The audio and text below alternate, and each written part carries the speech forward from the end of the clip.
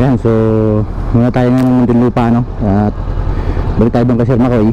Ngayon yung appointment natin para ikabit yung mga crossbar tsaka skid plate, radiator guard, yung mga in-order natin sa kanya. Ngayon tayo ikakabit. Ngayon yung appointment natin linggo, so half day lang sila kaya maaga tayong alis.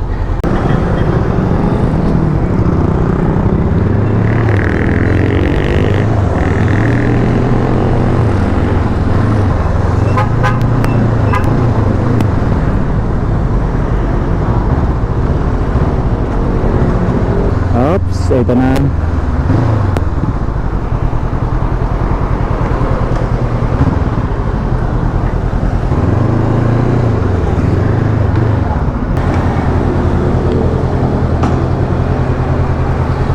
Ay.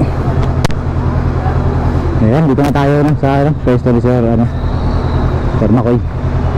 Tayo mo natin. Ano pa dito? Karata. Dito na tayo sa ni Sir Makoy.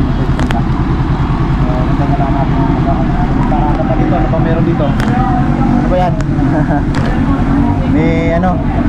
May parada pa dito. Kaso umuulan. Saktong dating natin dito, bumuhos yung ulan. Ayan yung motor natin. So, tayo lang yata ang customer dito ngayon.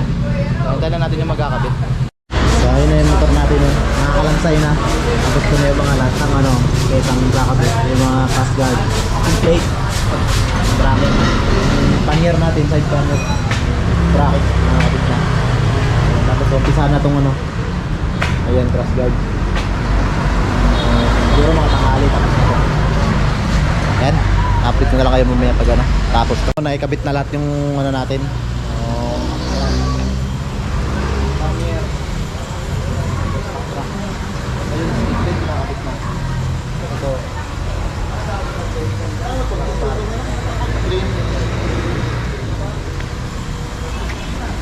tingin tayo na lang. Wala na isang oras yan, saglit na lang. So, tapos na yan. Anong oras na ba? So 10:15. Nandito tayo ng bago mag alas 8. So 2 oras lang mahigit tinabit.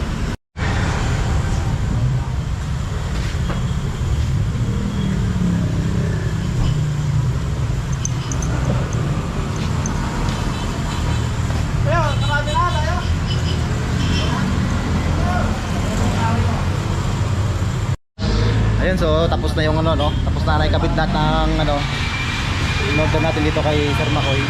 Ayan, fast guard, saka seat plate, may power bracket, top box bracket. Ito ang top box sa akin, ito mabila. So ayan, pwede na tayo umuwi. So saglit lang nila in-install at kulang-kulang mga 2 oras lang mahigit. Okay na, tapos na.